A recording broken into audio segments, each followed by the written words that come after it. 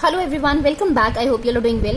So today we are going to understand the difference between simple interest and compound interest. See, this topic is very important for you people. So understand it very nicely. Okay? सबसे पहले हम समझेंगे कि simple interest क्या होता है. Fine, simple interest. First of all, let me tell you the formula of simple interest. Simple interest is calculated by P into R into T over 100. Fine, जहां पर आपका P क्या है, P is the principal, R is the rate of interest and T is the time. Clear? अब हम समझते हैं कि एग्जांपल्स के साथ. देखो, मान लो this is you, fine, and this is your friend with big eyes. अब क्या है कि आपको ना अपने फ्रेंड से 1000 रुपए चाहिए. How much money do you require? You require 1000 rupees from your friend. Okay? And you are saying to your friend कि भाई मैं तेरे को 1 साल बाद ये पैसे लौटाऊंगा. ठीक है? 1 साल बाद मैं आपको ये पैसे लौटाऊंगा. सो ये भाई आपका तो बहुत बिजनेस माइंडेड है. तो ये कहता है कि अगर 1 साल बाद एक तो मैं इसको 1000 रुपए दूं, उसके बाद अगर ये साल बाद मेरे को लौटाएगा भी तो बस मैं 1000 रुपए लूं इससे वापस. अब सिंस ये दोस्त है तो इसलिए थोड़ी सी चलो वो कर लेता है कि ठीक है मैं तेरे को ना सिंपल इंटरेस्ट पर पैसे दे दूंगा. ठीक है? तो ये सिंपल इंटरेस्ट पर, मैं इंटरेस्ट की बात कर रही हूँ. इंटरेस्ट होता है कि सूद समेत, ब्याज के साथ. ठीक है? तो ये आपका दोस्त कहता है मैं तेरे को 10% इंटरेस्ट पर पैसे दूंगा. 1000 रुपए कितने रुपए के इंटरेस्ट पर दूंगा? 10% के इंटरेस्ट पर दूंगा. सो ये जो 10% का इंटरेस्ट ये कहता है ना, this is your rate, and ये 1000 रुपए जो आपने अपने फ्रेंड से मांगे हैं, this is your principal, and कितने टाइम के लिए मांगे हैं? This is your time, 1 year. Clear everyone? तो चलो अब फाइंड करते हैं कि कैसे करेंगे कि 1 साल बाद हमारा इंटरेस्ट कितना लगता है. सिंपल. ठीक है? सिंपल इंटरेस्ट की हम बात करें अभी फिलहाल के लिए. सो सिंपल इंटरेस्ट सीधी सी बात है, I have told you the formula PRT over 100. तो प्रिंसिपल हम लगाएंगे 1000 इंटू रेट हम लगाएंगे कितना? 10% के इंटरेस्ट पर, और टाइम 1 ईयर के लिए आपको चाहिए upon 100. So when you cancelling this out तो कितनी आई आपके पास? 100 रुपीज बचे. तो इसका मतलब ये हुआ कि 1 साल बाद जब आप अपने फ्रेंड को पैसे रिटर्न करोगे तो आप 1000 रुपए रिटर्न नहीं करोगे. आप कितने रिटर्न करोगे? 1100 रुपीज रिटर्न करोगे. कैसे? क्योंकि आपका 100 रुपए इंटरेस्ट भी जुड़ा है. अब फाइन, तो ये इंटरेस्ट जुड़कर आपके कितने पैसे आए? 100 रुपए और एक्स्ट्रा आए. सो दैट मीन्स आप 1000 में ये 100 ऐड करके उसको पैसे रिटर्न करोगे आफ्टर 1 ईयर. फाइन. अब मान लो आपसे 1 ईयर में पैसे नहीं रिटर्न हुए, आप कहते हो कि मैं 2 साल बाद तेरे को रिटर्न करूंगा. तो 2 साल में भी प्रोसेस हमारा सब कुछ सेम रहेगा. हमारा प्रिंसिपल सेम रहेगा, हमारा रेट सेम रहेगा. चेंज कहाँ आएगा? हमारा टाइम में, because now you are asking him to return after 2 years. So यहाँ पर टाइम कितना आ जाएगा? 2 आ जाएगा. सो 2 जब आएगा तो हमारे पास जब हम कैलकुलेट करेंगे यहाँ पर कितना आ जाएगा? ये तो चलो 1 ईयर के लिए था. ठीक है? जब हम सेकेंड ईयर के लिए कैलकुलेट करेंगे, सेकेंड ईयर में हमारे पास 1000 इंटू 10 इंटू 2 हो जाएगा अपॉन 100. तो कितना आया? 200. सो बेसिकली जब आप 2 साल बाद उसको पैसे रिटर्न करोगे तो कितना हो जाएगा? अब 1000 में हम क्या ऐड करेंगे? 200 ऐड करेंगे. 100 रुपए और ऐड हो गए ना अब इसमें. पहले आप 100 रुपए, मतलब हर ईयर आपका 100 रुपीज बढ़ते जा रहे हैं. जितना आप डिले करोगे आपके 100 रुपीज क्या होते जा रहे हैं? बढ़ते जा रहे हैं. सो आपको 2 इयर्स के बाद उसको 1200 रुपीज रिटर्न करने पड़ेंगे. आई hope this is clear. Fine. अब हम समझते हैं कि कंपाउंड इंटरेस्ट क्या होता है. अब इसमें ना ये चीजें सेम याद रखना. देखो इसी में अभी क्लियर कर देती हूँ because then I am going to raise it. यहाँ पर बहुत बेसिक सी चीज है.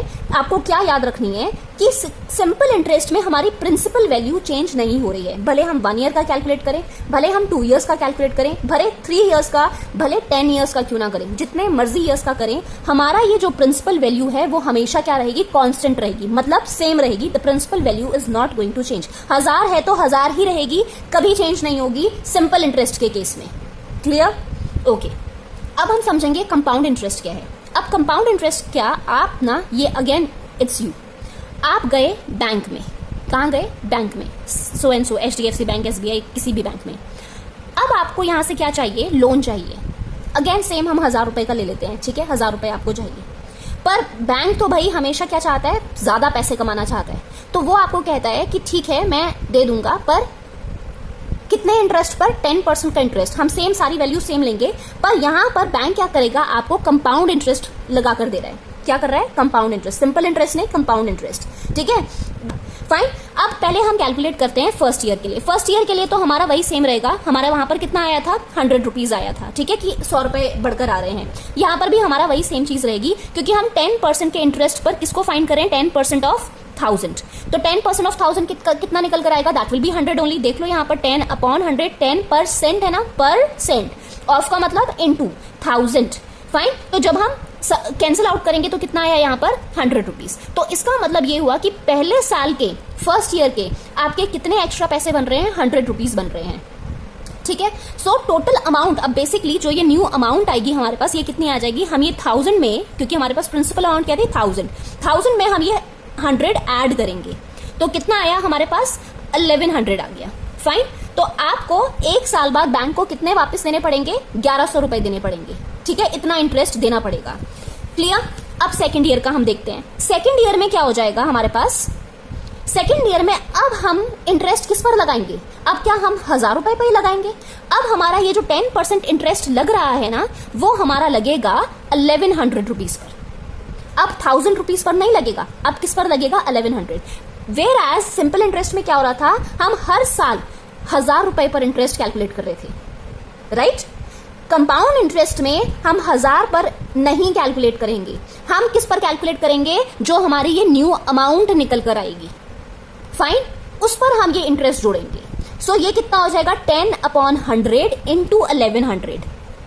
सो ये कैंसिल करेंगे हम तो कितना आया हमारे पास, 110। सो ये 110 हम किस में ऐड करेंगे, अब हमारी न्यू अमाउंट क्या थी, 1100 है। यहां पर अब हमारा प्रिंसिपल चेंज हो गया, यहां हमारा प्रिंसिपल 1100 आ रहा है, फाइन। तो इस प्रिंसिपल में हम ये अमाउंट को क्या करेंगे, ऐड करेंगे। सो हमारे पास यहाँ न्यू अमाउंट कितनी बन गई, हमारे पास बनी 1100 plus 110, that is 1210। Clear everyone. So यहां से अगर मान लो हमें 2 साल का इंटरेस्ट निकालना है, कंपाउंड इंटरेस्ट निकालना है, तो हमारे पास कितना आएगा compound interest, compound interest is amount minus the principal. और ओरिजिनल प्रिंसिपल हमारा क्या था, 1000 रुपीज था। तो 1210 से हम 1000 माइनस करेंगे तो हमारे पास कितना आ जाएगा, दैट विल बी 210। क्लियर। और सिंपल इंटरेस्ट में हमारे पास कितना आ रहा था, 200 रुपीज आ रहा था, फाइन। क्योंकि सेकेंड ईयर में भी जब हमने कैलकुलेट करे वो कितना आ रहा था, 1200 आ रहा था, याद है ना। सिंपल इंटरेस्ट में कितने अमाउंट आ रही थी हमारे पास, 1200 निकल कर आ रही थी, ये सिंपल इंटरेस्ट निकल कर आ रहा था। और 1200 में से जब हम प्रिंसिपल को माइनस करेंगे तो कितना आया, 200।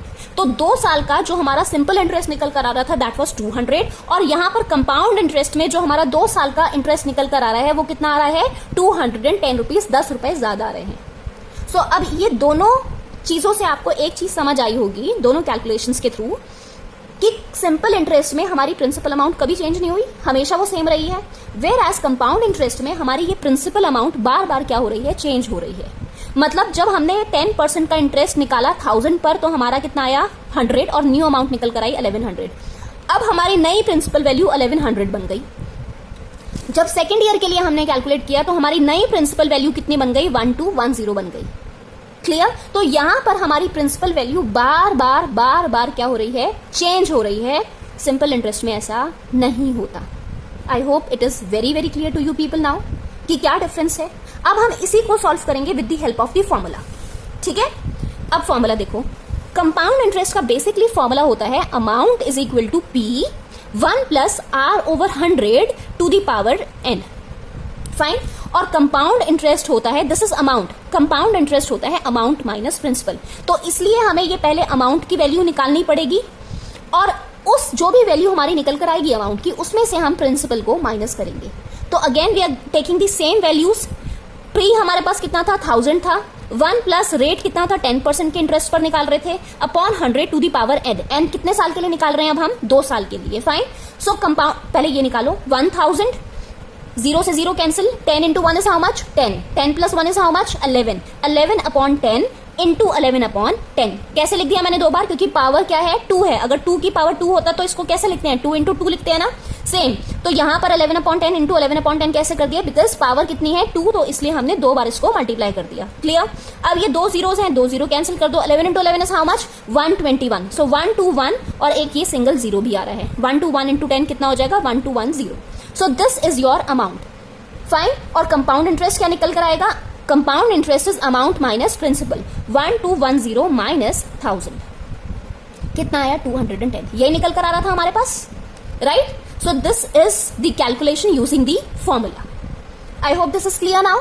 तो एग्जाम्स में या स्कूल में जब आप करोगे तो you are going to apply this formula. Basically मैंने इससे पहले वाला मेथड इसलिए यूज किया टू मेक यू अंडरस्टैंड कि होता क्या है कंपाउंड इंटरेस्ट. हम कंपाउंड इंटरेस्ट को सिंपल लैंग्वेज में बोलते हैं इंटरेस्ट ऑन इंटरेस्ट, ठीक है? इसमें कंपाउंड इंटरेस्ट में आपका इंटरेस्ट ग्रो कर रहा है time to time, whereas simple interest में आपका इंटरेस्ट कौन सा है, वो कांस्टेंट रह रहा है, ठीक है? 100 रुपए था तो हर साल आपका 100 रुपए ही इंक्रीज हो रहा है, उससे ज्यादा इंक्रीज नहीं हो रहा है, फाइन. और यहां पर हमारा इंक्रीज हो रहा है इंटरेस्ट, हर साल इंक्रीज हो रहा है कंपाउंड इंटरेस्ट में, ठीक है? अब चलो एक और छोटी सी चीज समझते हैं. अगर मान लो आपको कंपाउंड इंटरेस्ट और सिंपल इंटरेस्ट में डिफरेंस निकालना है तो क्या करोगे? देखो, एक तरीका तो यही है कि आप सिंपल इंटरेस्ट की वैल्यू निकालो, कंपाउंड इंटरेस्ट की वैल्यू निकालो, वही PRT ओवर 100 से आप सॉल्व करो. और यहां पर भी हम compound interest is equal to amount minus principal, इस फॉर्मुले से हम सॉल्व करेंगे, अमाउंट की वैल्यू लगाएंगे P1 + R over 100 to the power n minus, ठीक है? वो हम पूरा करेंगे और उसके बाद प्रिंसिपल में से माइनस कर देंगे, कंपाउंड इंटरेस्ट की वैल्यू आ जाएगी. या तो ये तरीका लगाओ, नहीं तो फिर we have a shortcut method which is important for your competitive exams also, ठीक है? क्या करेंगे? द फॉर्मुला इज डिफरेंस कैसे निकालते हैं, PR² upon 100². This is the formula.